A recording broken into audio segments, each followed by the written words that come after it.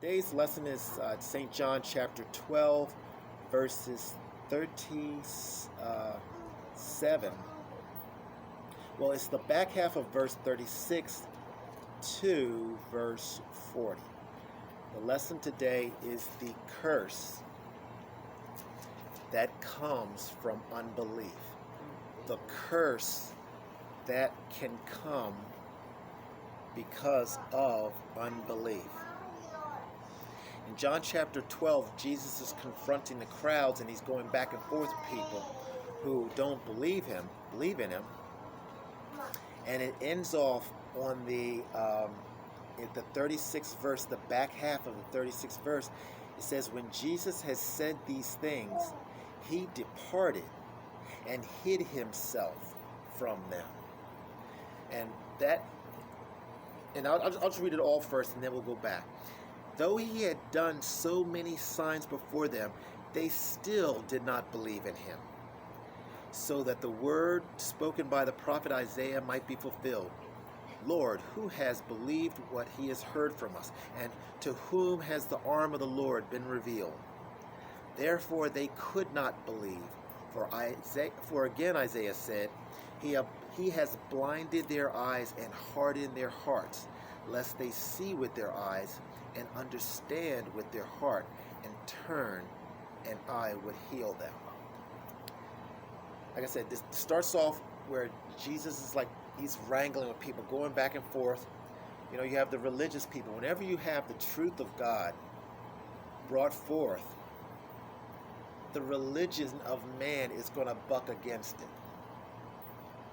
Because the religion of man doesn't seek the mind of God. It doesn't bring about life and liberty in your heart like Jesus does.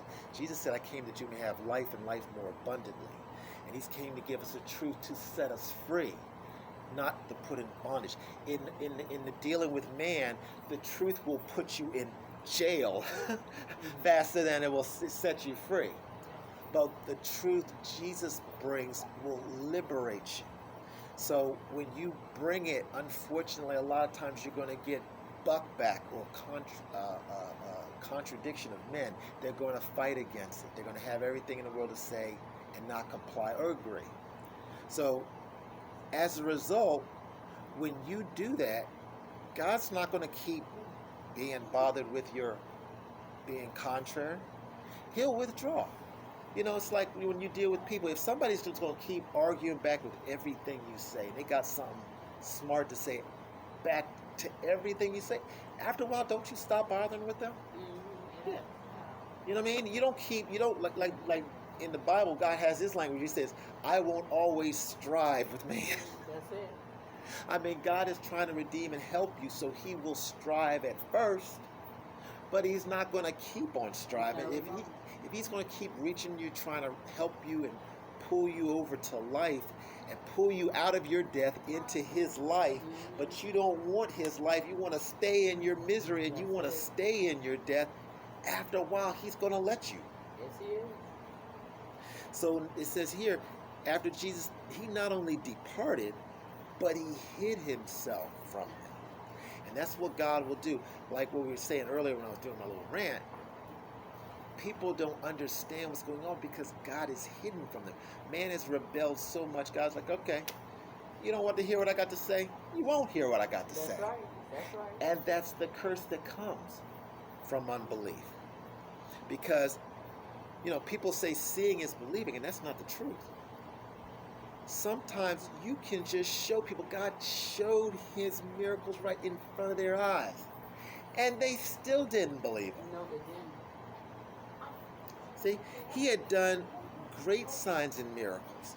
So you figure people would just go ahead and jump with it, but they didn't. So because they didn't by choice, then verse 39 kicks in.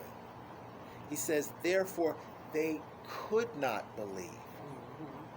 See, there is the curse that comes from unbelief is that if you won't just take it the easy way and believe God when he tries to present himself, he'll go behind the curtain or go behind the closet and shut off the valve of your ability to believe.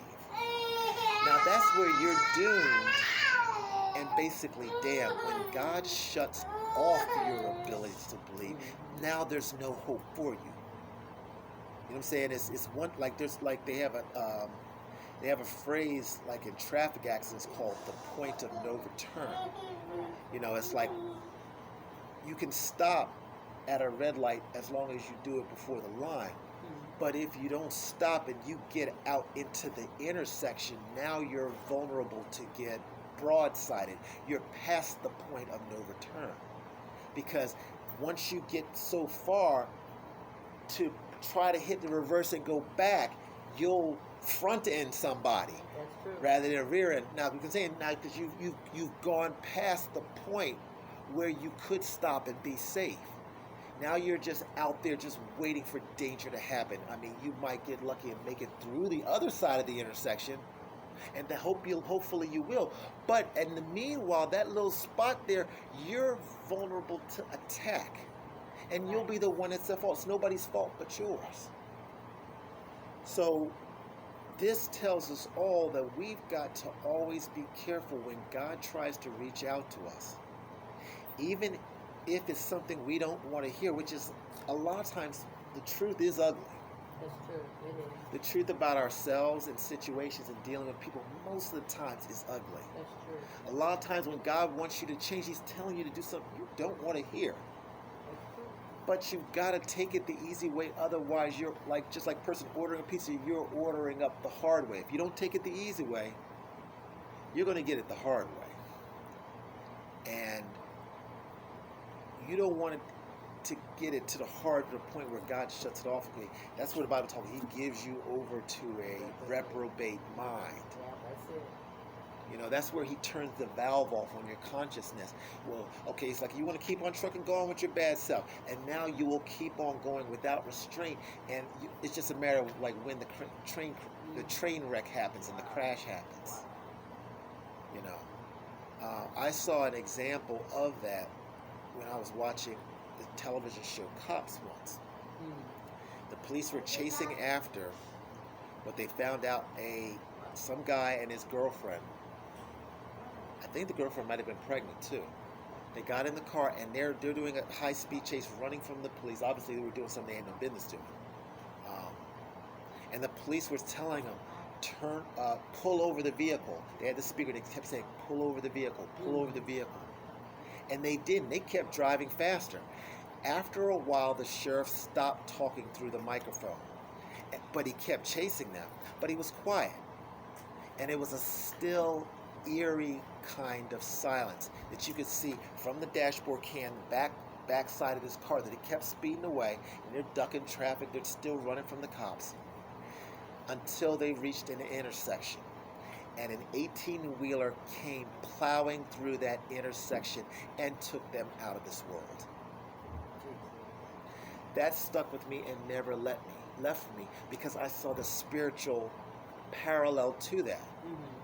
God will beg you to stop. But if you don't stop, He'll stop begging you. Even though you keep driving. And then eventually you are going to get hit. And it might take you out of this world.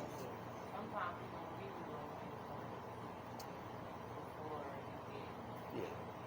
But He's also always faithful to at least give you one. At least one. And you know, a lot of people, they think He doesn't, He gives you a lot usually. But people blow it off and take it for granted. Because like, His warning might come from somebody you don't want to hear from. Exactly. Yeah. In a way you don't want to hear it. So you'll blow it off and discount it. I mean, God's not going to talk to you from the sky like people want Him to do. He's going to talk to you through people who you don't want to hear. That's true. He calls you to be sick. You know, you got to be you lay on your back, and He studied talking to you, and you just brush it off. Blow it off. Take medication or whatever you might. Yeah. Well, sometimes it's just people don't know God's voice. So No. they say, oh, that's not God, though. Exactly. Oh, it's the devil. And when they think it's the devil, it's God. It's God, yeah. You know, like there's a mercy I've come to understand or observe, God opened my eyes to. When you deal with people, He's put a glitch in the DNA of all people where they will tell on themselves. Sooner or later, they will tell on themselves. And that's your warning not to meddle with them. But usually when they tell on themselves, it's in the context of them joking. It's like, oh yeah, oh I've got an evil attitude. I could be so mean. That's your warning. They ain't playing. They ain't lying. Cross me if you want. Cross me if you want. Yep. And see, because they're doing it and they're admitting and they're divulging this information, you know. But they're doing it in a comical way or in a casual way. It's easy to blow off and take it lightly. But that was your warning. That's it. One thing about God, when you know it's God, you always get confirmation. Exactly. That's how you know it's God. Always. Somebody from in China say, "Thus said the Lord," and you done got so many warnings, and then God will use who He wants somewhere, and He always give confirmation. Always. And then sooner or later, what you didn't believe at first, it'll show. Yes, it will. It will come to pass, and people will show you better than they can tell you. That's it. What they say. Some people you have to show them. When you mean what you mean, you have to show them, then tell them. Yeah. You have to show them. This is what I said I was going to do. This is what it is. But if we are wise, instead of coming to the point where they have to show us, we'll just take it. We'll just take their word for it. We'll get the revelation. We'll catch it. Yeah, exactly. You know. So that's our lesson today and our takeaway. That's it. Does anybody have any little? Great lesson. I'm gonna thank God. It's a good. Yeah. My husband and I, he type of man. You could say your shirt is blue, right? Yeah. He'll tell me all day that ain't blue. So it's to the point, you know what? You type of man, I have to show you better not. And I tell him all the time, I have to show you because you saying it, I'm going left and you going right. I was just talking about that yesterday. I was just saying how when you're married, two become one. And I was saying sometimes we just need to just communication is always the key. That's the top key of marriage. You have to communicate. You know, you doing this and I'm doing that. And I was just telling him that marriage is hard for black people anyway. So, because you could be religious and spiritual. There's a difference. Yeah. I said whatever that you know, because you say I say religion, you say we have to tap in. We have to be in tune with God concerning us. I said, you know what? 15 years this didn't happen, and everything that you go through. When I said from day one that I would, sickness and health. So I'm showing you better than I'm telling you. But I told him there comes a point in time when you have to realize, my wife is what she's saying. That's what I use. She's telling me this. I got to take her at face value. She's telling me this. And I said, there comes a time. It's God. God says the husband loves your wife like God loved the church. So I told him sometimes he get that. I had to remind him. It's me, it's God first, then me, and then the kids. So I said, you know what? Our journey together, even though two individuals, we're one because we're walking as one. And I was just telling him that we have to communicate more. Because I'm over here, you over here. How are we going to meet unless we agree? We got to be here. And I said, you the type of man, I got to show you better than I tell you. I have to show you. Because you're not getting it. I said, God, you're not getting it, what I'm trying to tell you.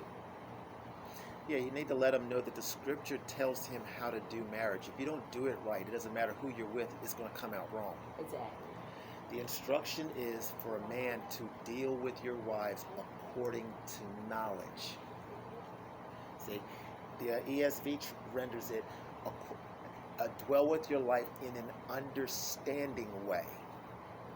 So what happens, you have to deal with it with understanding how she's built, how she operates, and the based on understanding the situation, not on just your emotional, male ego reactions to things. Exactly. Thinking you know better and not want to hear it from her. Exactly.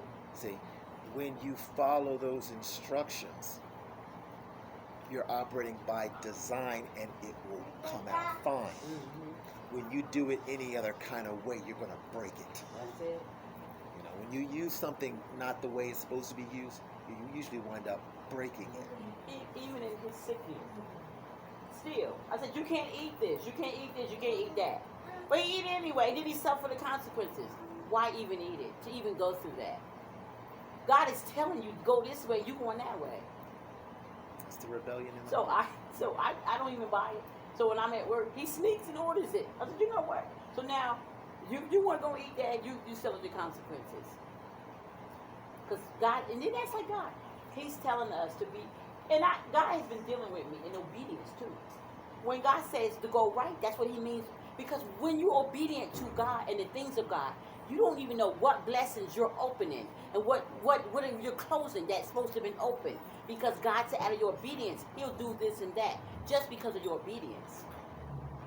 And I said, God, because you're saying, you say go right, I'm going to go right out of obedience. And then if I went left, it could have been an accident. It could have been some shooting or whatever. Because God knew I was going to be obedient and do what he told me to do. So we have to learn that, to be obedient to what God is saying in this hour. In every hour. That's a it, permanent right? Every thing. hour. Every hour. Every hour. Obedience. Amen. Does anybody have any other questions or input? All right. Well, thank you for your time. Thank you for listening.